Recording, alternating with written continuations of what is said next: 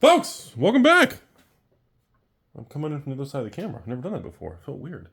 My name is Rudy. Today we're going to revisit the conversation of opening up card stores, the whole LGS business model. And this video was sparked by this little story from a patron here. I'm going to read you this little one paragraph, and we're going to discuss a very interesting thing regarding business, partners, trying to get and raise capital. Before we go into the story, basic fundamentals we need to go over here.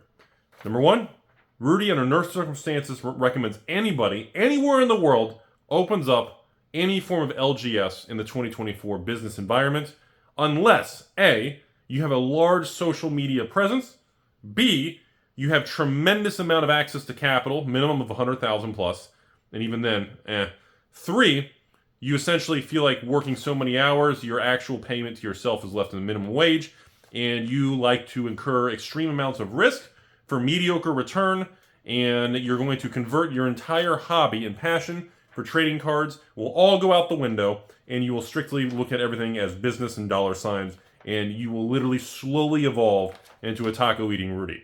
Now, if you accept all of those risks and you decide, I like to make volatile choices with my life, maybe a card store is for you. Yeah. So, next thing you need to understand is money in businesses and partnerships. So one of the things people do to get around these, I don't want to say loopholes, or one of the things people do to try to raise more money is they leverage or they borrow. Okay? Now, that's all great and fine and dandy and a bunch of fun fairy dust bamboozle until you go through a bear market or a crash and you're leveraged and you're stuck paying interest and maybe interest rates skyrocket and you have an adjustable rate, or maybe your 0% for 12 months credit card expires and then all of a sudden you get slapped in the face by Chuck Norris's third left nut for 30% interest. Or the partner you're involved with realize after doing this for a year or so, I'm making no money, my life sucks, and I'm just going to bail on you and hose you and stick you with the lease and the bills. So there's a lot of directions of risk. And so that goes back to Rudy Principles, Part 2. Number 1 of Part 2 Rudy Principles. You never do business with partnerships or other things like that unless you really trust those people in an LGS.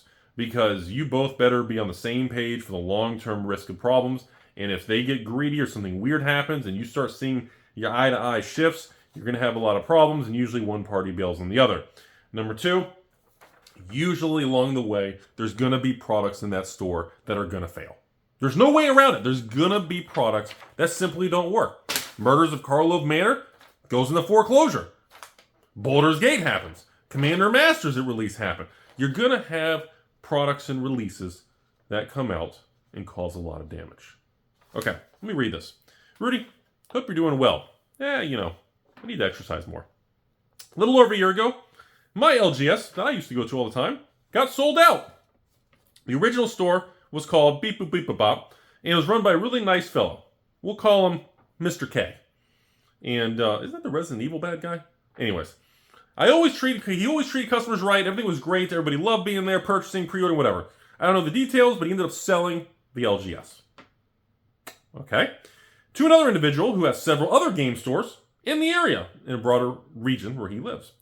I say partially because he was going to still sell comic books in this LGS while the gaming inventory, was turned over to the new guy.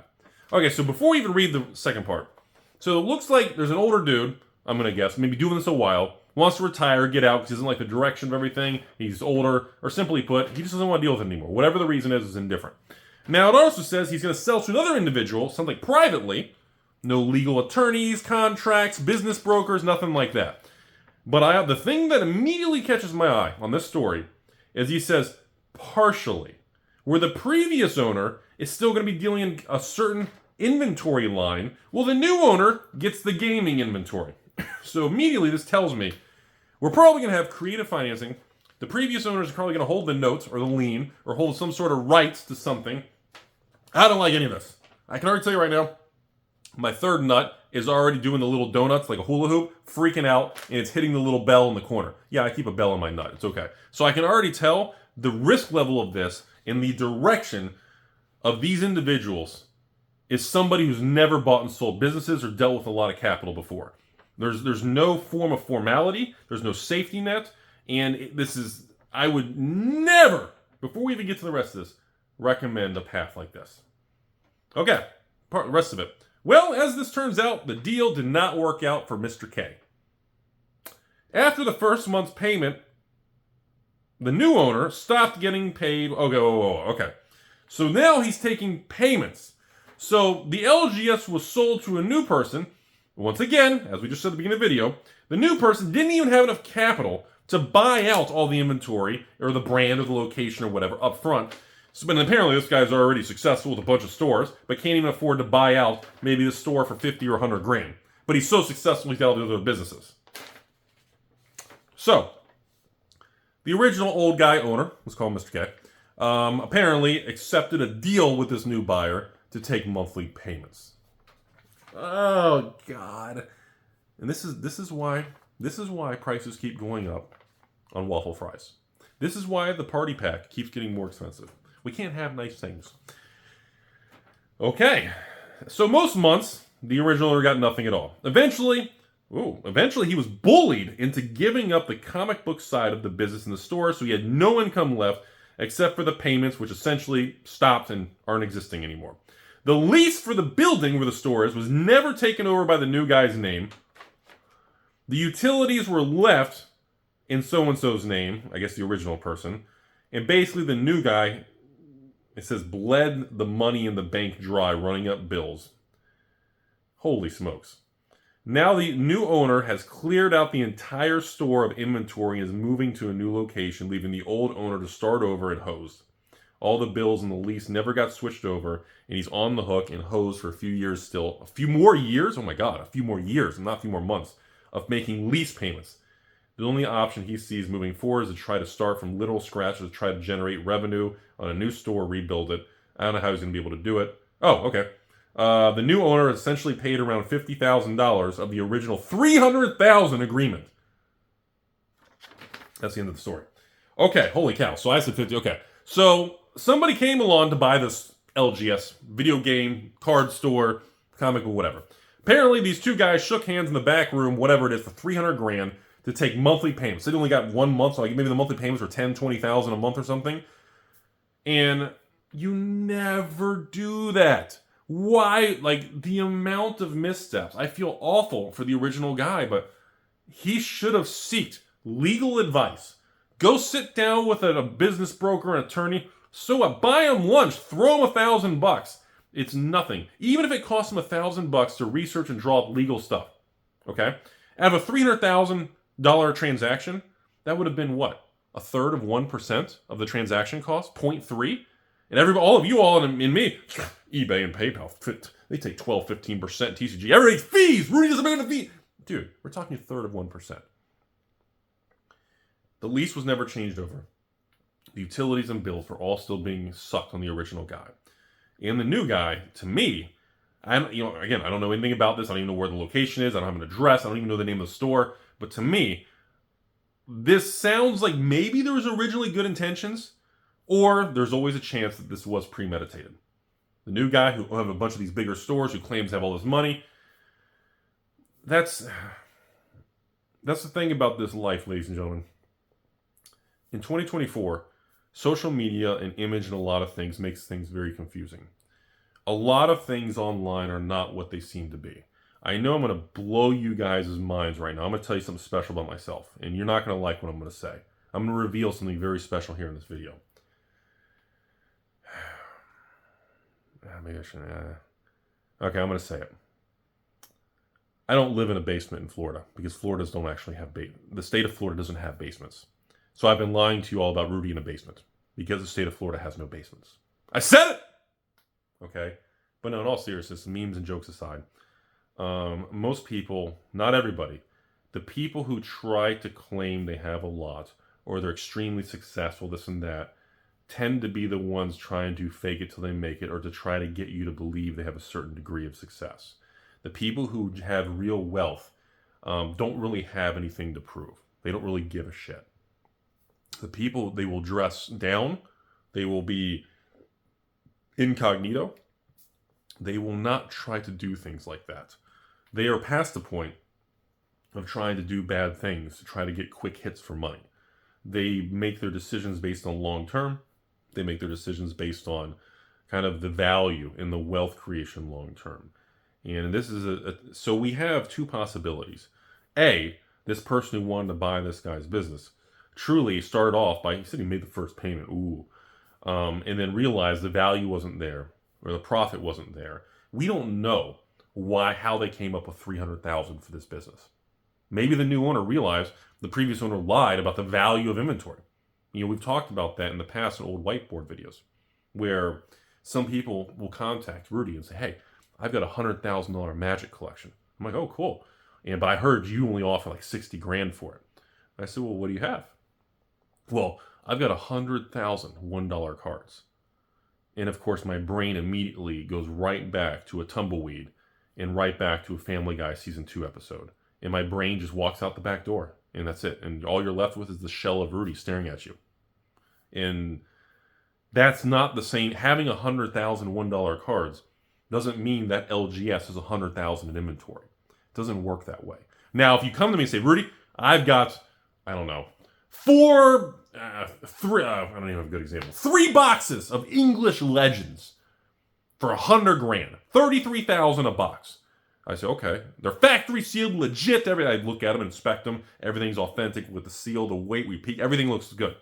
Okay, they legitimately have 100,000 in inventory value.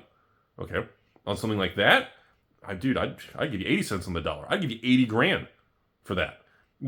So you have to, there's a lot of unknowns in the situation of how this came to be and why it fell apart. I'm more curious about the behind-the-scene conversations that made these two people, because these two people, when a business transaction takes place, Rudy doesn't just walk in the door, slap my ball on the counter, and then we shake our hands with our nuts, and then literally the deal's done, we business is sold. It's not an immediate 30-minute conversation over tacos.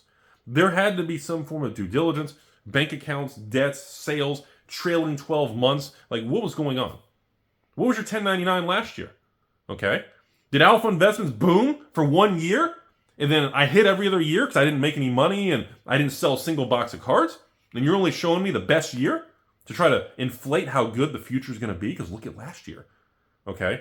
I need to know more data. A point on a chart means nothing.